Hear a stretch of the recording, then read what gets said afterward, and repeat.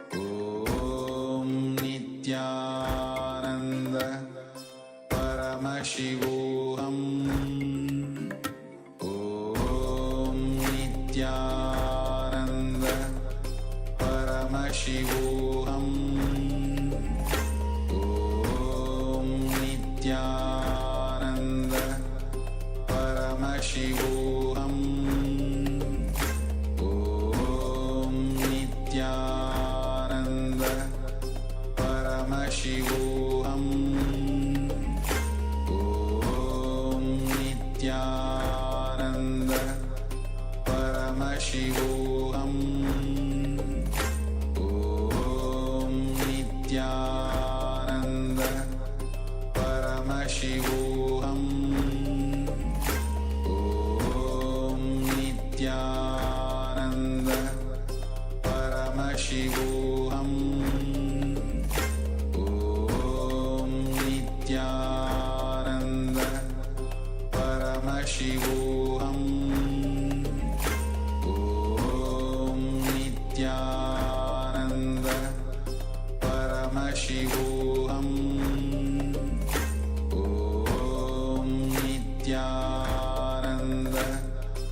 Paramashivoham Om Nityananda Paramashivoham Om Nityananda Paramashivoham Om Nityananda Paramashivoham Om Nityananda Paramashivoham Om Nityananda Paramashivoham Om Nityananda Paramashivoham Om Nityananda Paramashivoham Om Nityananda Paramashivoham Om Nityananda Paramashivoham Om Nityananda Paramashivoham Om Nityananda Paramashivoham Om Nityananda Yes. So now, after you have manifested this power, now verify the the size again after the manifestation and before the manifestation. Yes, so once again, keep the object and measure the size. If you use the scale, then once again, keep the scale by the object and see if there's an increase. If you used your outline to measure the size of the object, once again, keep the object inside the outline and see has there been an increase. So yes, let's now share in the Zoom chat saying, yes, I manifested this round of the power manifestation, or what your experience was. You can also tell us if you are not able to manifest so that we can help you experience that. So let's now move into the next session. Let's get ready to move into the next session. In the meantime, let me introduce the next session as all of you share your experience from this round. We have a few more moments. I encourage all the participants once again to please share if you see any increase in size. You can just say one word saying, yes, my object increased, or you can even say that my object decreased in size. That is also a manifestation. So yes, let's now move into the next session where we are going to be learning about the secret of effective communication. So, to be effective in your communication, you need to first listen consciously, meaning unclutch from your thoughts and inner world and totally be in the other's world. Then bring your awareness to your own center and speak from the space of conscious talking, talking from what is possible rather than what is by default available or logical to you.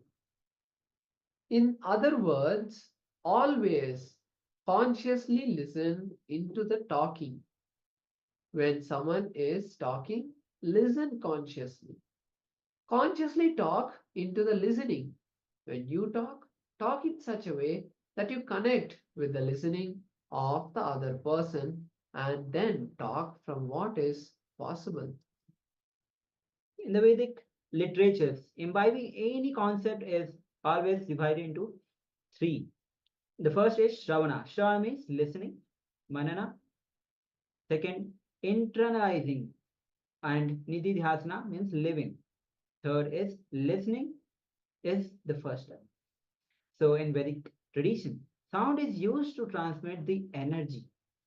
We use sound to transmit the experience of energy also, not only used to transmit ideas, concepts, or knowledge. Words are used to awaken the Kundalini Shakti in you. So such is the power of words. So the more and more you have to be conscious of the words that you utter. So, listening is saying yes to life. When you see, when your seeing will become intense, when you enter the space of listening, your hearing will become intense, your touch and all your senses will become intense, means they'll be alive. You'll be able to feel those each and every part of your um, sense that you receive into your consciousness. Listening means saying yes to life. Only when you say no to life, tiredness and boredom enters into you. So let's understand that listening is saying yes to life itself. So listening starts with listening to yourself, listening to ourselves. Listening to you is listening to others.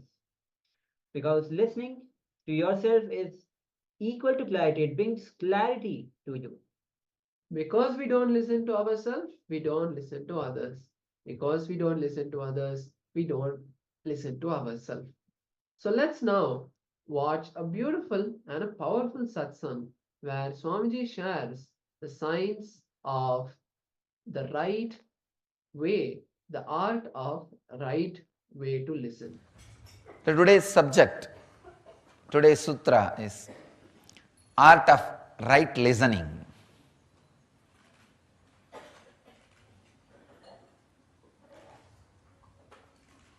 Listening has been prescribed as a first step in almost all spiritual traditions in the world.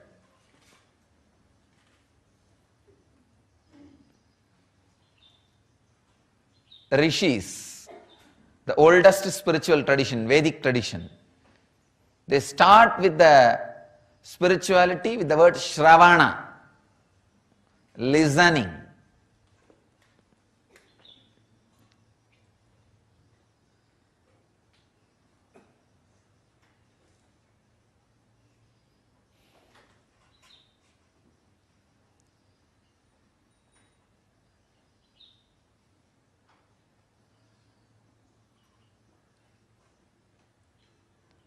Buddhist tradition starts the 8 steps for nirvana. First step is right listening. J. Krishnamurti, the modern day master, goes a step ahead, step further, says right listening is God. He gives the place of God to right listening.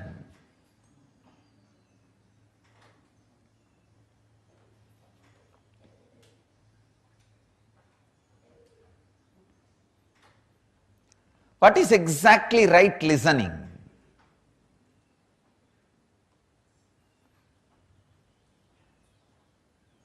Hearing is different, listening is different.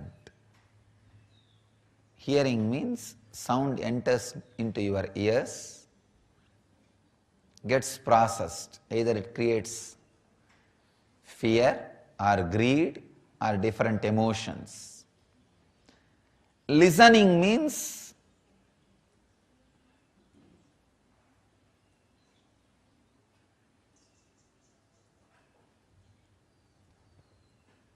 sound enters into your system and gets absorbed into your system,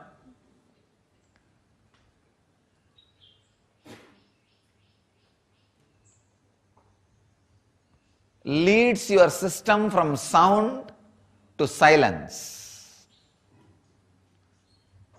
Understand? It's like almost if the pond is dirty,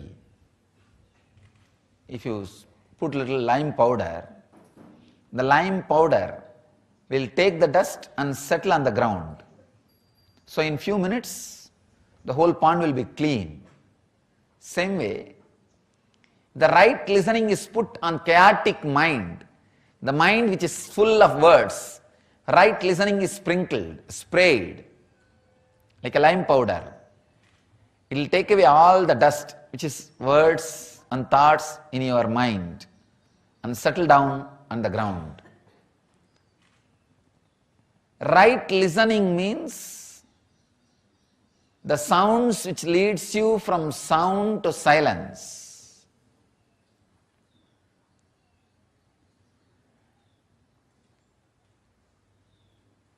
The right listening can happen when you are ready to listen with anything. Chirping of the bird can lead you to enlightenment. Sound of bamboo can be the Upanishad mantras.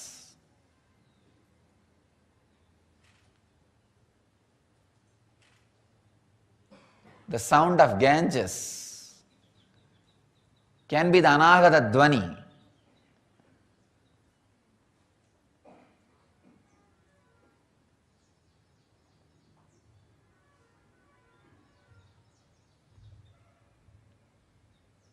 With right listening,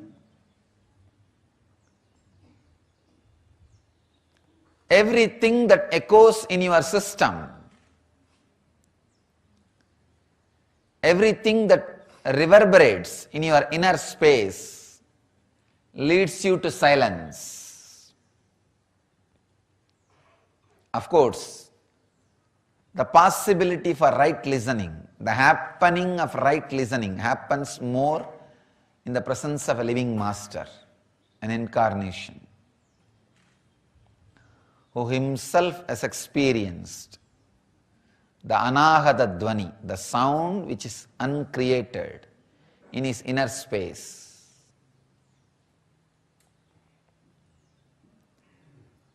Again and again and again, the emphasis on right listening is put.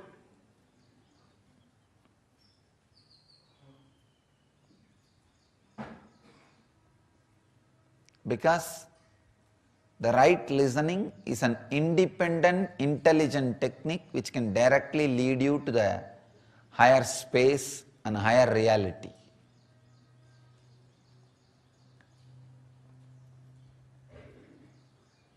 With the right listening, you will understand the sound waves which reaches your inner space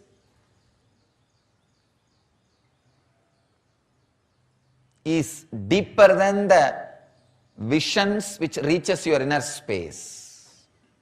When I say this, I mean the sounds which you are hearing now, the words which are entering your inner space are more stronger, more truthful, more higher reality than the scenes you are seeing around you.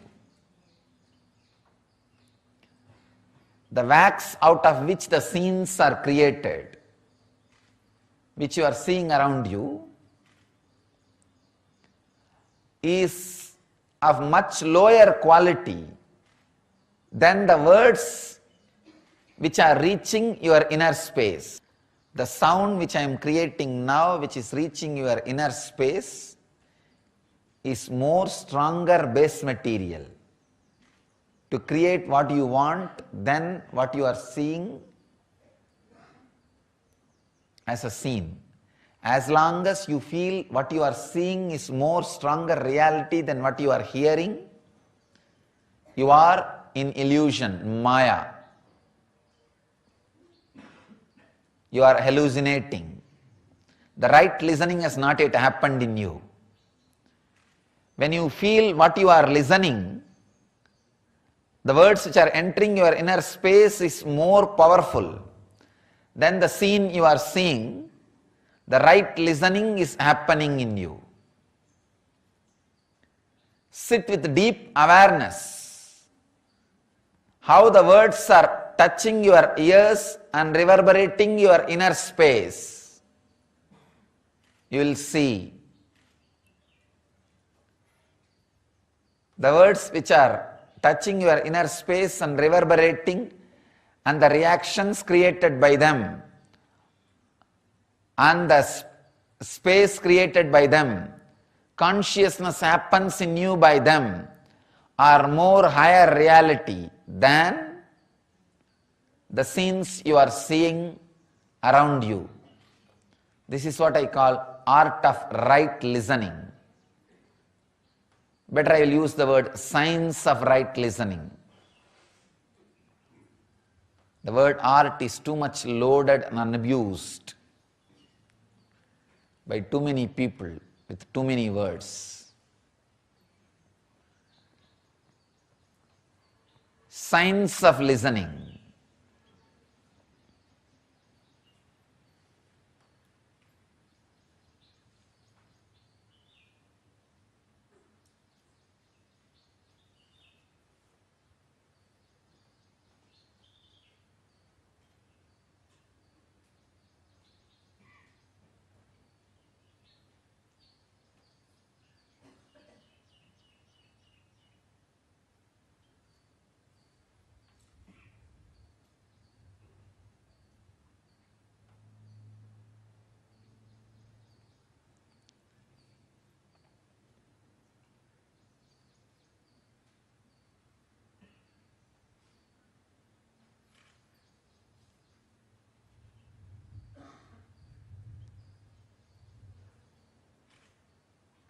As rishis describe, listening in their own way, Shravana, Buddha describes right listening.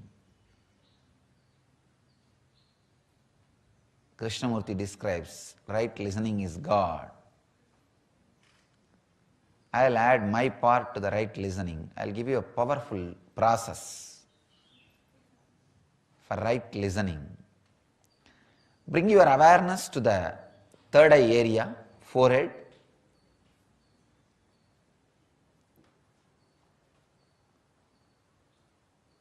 See very clearly the sounds.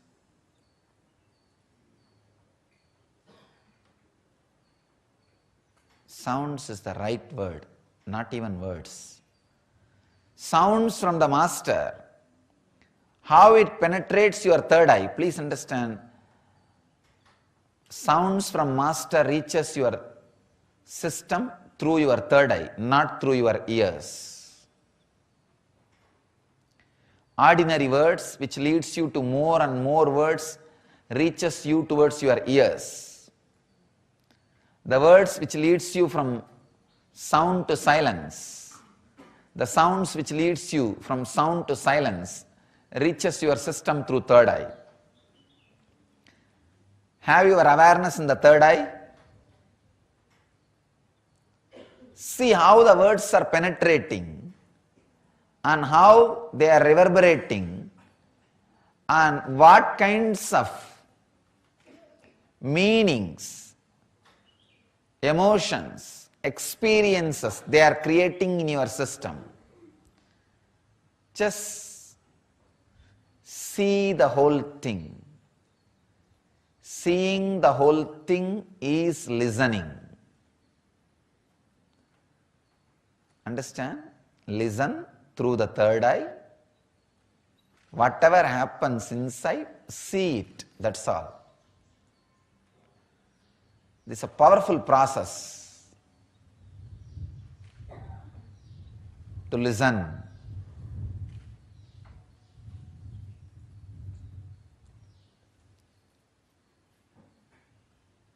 Whenever you find time, sit with Master's discourses, words, listen through third eye, you will have new understanding. By the end of the discourse, you would have been already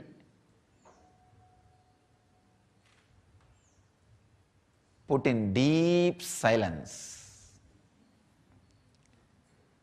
Never ever listen to a person who creates more thoughts in you. Listen to the words and a person who leads you to the deeper and deeper space of silence and higher space of realities. The Master's words come from a frequency where what you are seeing as the world is too small. What you see as the world is illusion in my space. So anything comes from my space and reaches your inner space lead you to the same experience of my space.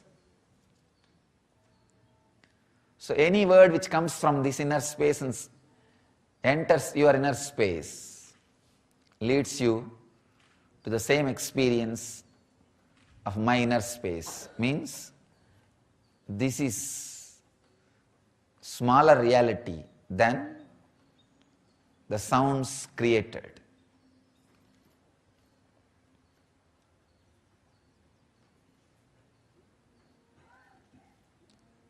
Sit with this science of right listening. The process of science of right listening. It is enlightenment. I don't want to say it will lead you to enlightenment. It is enlightenment.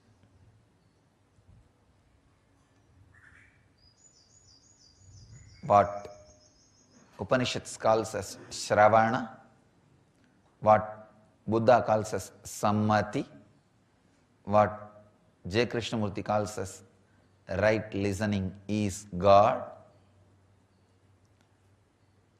I am giving you this process to make all the three as experience into you. My unique contribution to the spiritual tradition is creating processes, sharing the processes with the world to make every truth into experience, reality.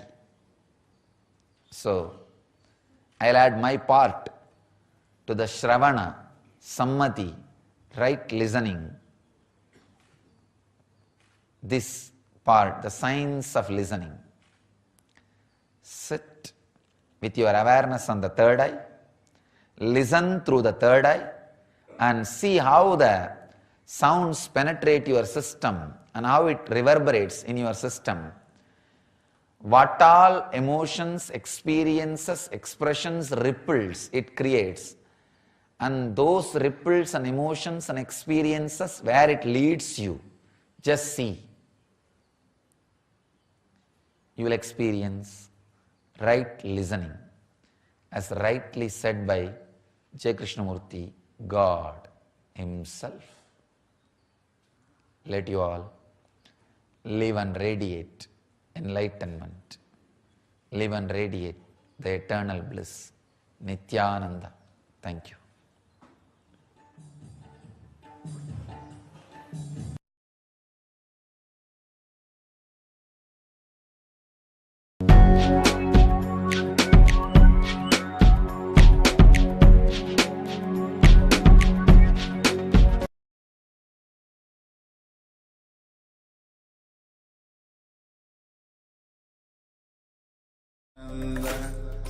Paramashivoham. Om Nityanand परमशिवोऽहम् ॐ नित्यानन्द परमशिवोऽहम् ॐ नित्यानन्द परमशिवोऽहम् ॐ नित्यानन्द परमशिवोऽहम् ॐ नित्यानन्द परमशिवोऽहम्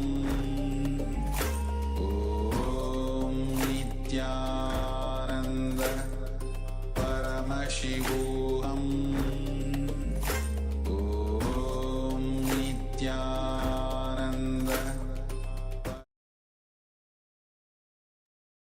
Yes, so with that beautiful satsang, let's now internalize these powerful truths in our life. Look at our life and see, yes, how am I manifesting these powerful truths? How do I manifest these powerful cognitions in my daily life? So let's start with identifying the instance in your life where you remember people did not listen to you when you spoke. Try to remember the first instance. Maybe it was during a family gathering where all of your family members were there, and you were trying to tell your uncles or your relatives, saying that, hey, I want to show you something, but they were like, okay, okay, wait, we'll talk to you later. And they were just continuing talking to your parents or something like that. And you were like, what is this? Why does no one want to listen to me?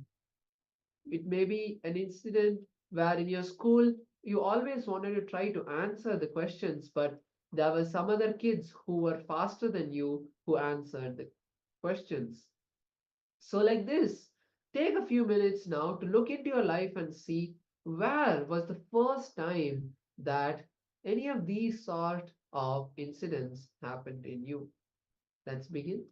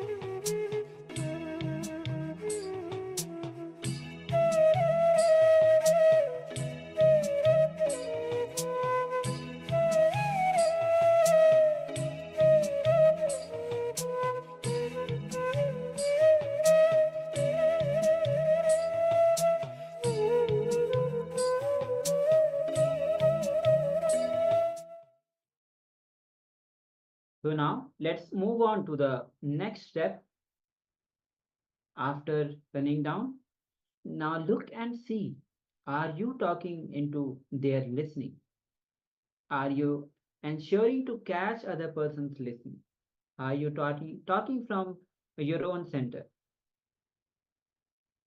So let's internalize on this second step. Let's take a few moments.